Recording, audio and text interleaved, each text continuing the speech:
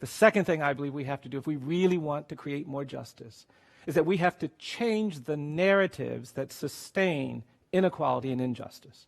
You see, mass incarceration was not created just by policies. Yes, there were policies. We decided to deal with drug addiction and drug dependency as a crime problem rather than a health problem. We could have said drug addiction and drug dependency is like alcoholism. It's a health issue. Nobody would suggest that it's appropriate to put someone who's an alcoholic in prison if we see them drinking. We see that as a health issue. But with drug dependency and drug addiction, we said that's a crime problem. And we made that choice. We decided to kind of beat up on people who were poor. But those policies were sustained by a narrative, and the narrative is what I call the politics of fear and anger. For 40 years, our politicians have been preaching to us that we should be afraid and we should be angry and we should tolerate abuse and cruelty because it feels tough. And the truth is that when you're afraid and when you're angry, you will tolerate inequality and injustice. And our politicians have exploited that, both parties, doesn't matter who. And we've got to change the narrative. We've got to resist the narrative of fear and anger. You're hearing some of it now. People preaching that this bad thing and that group of people and these people over here, and that narrative will lead to injustice. And good people have to do things in response to that if we're going to create more justice. I think we actually have to change the narrative about race. I do.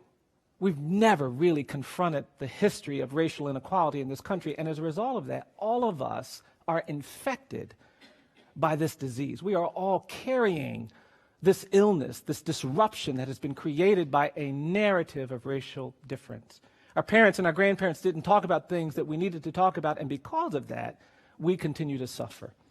And so I believe we actually have to have conversations that we haven't had. I think we need to talk about slavery in America.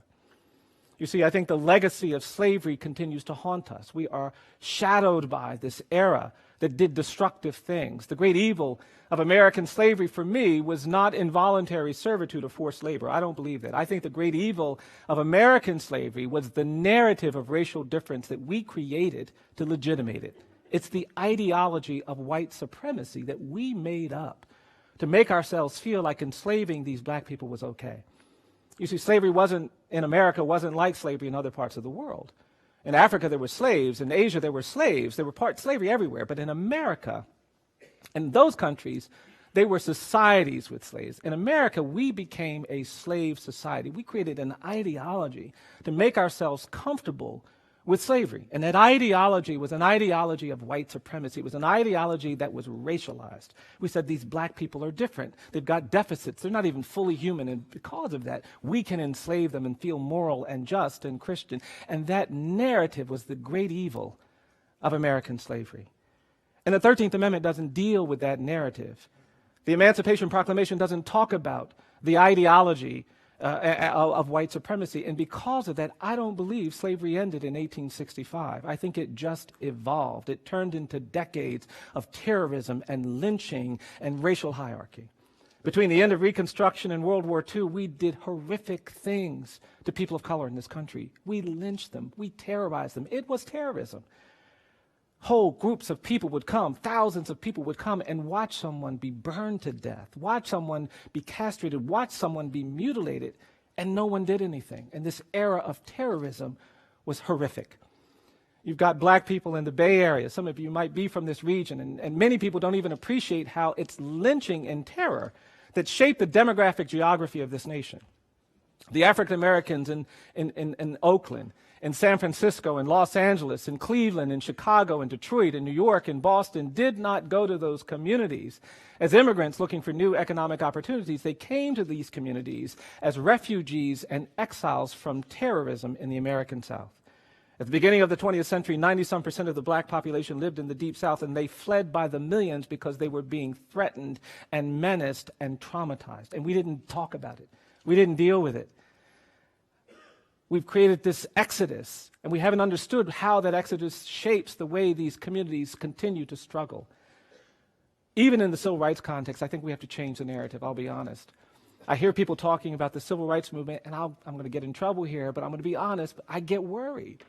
I hear people talking about the civil rights movement, and it's so celebratory. And everybody gets to celebrate the civil rights movement. We don't ask any qualifying questions. We don't ask any hard anything. You just get to celebrate. I hear people talking about the civil rights movement, and it sounds like a 3-day carnival. On day 1, Rosa Parks didn't give up her seat on a bus. On day 2, Dr. King led a march on Washington. And on day 3, we just changed all the laws.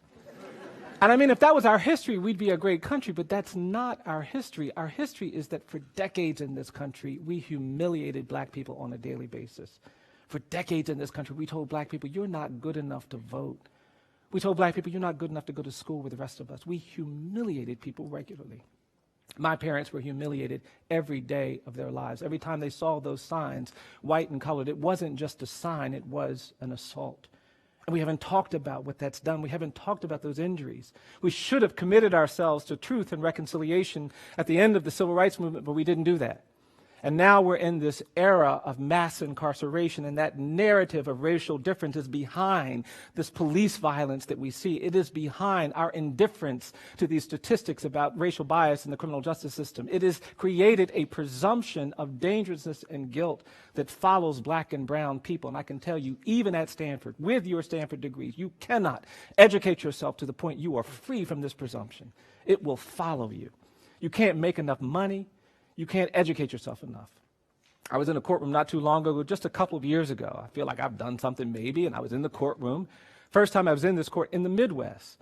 And I was sitting at defense counsel's table, and the judge walked in. I had my suit on, I had my shirt on, I had my tie on. The judge walked in. He said, hey, you get back out there in the hallway, and you wait until your lawyer gets here. I don't want any defendants sitting in my courtroom without their lawyer.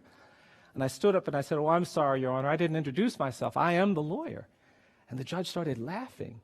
And the prosecutor started laughing, and I made myself laugh because I didn't want to disadvantage my client. Client came in, a young white kid I was representing. We did the hearing. And afterward, I was thinking to myself, what is it that when this judge saw a middle-aged black man in a suit and tie at defense counsel's table, it didn't even occur to him that that's the lawyer. What that is this narrative of racial difference, and we've got to change it. We've got to have these conversations. We've got to confront it.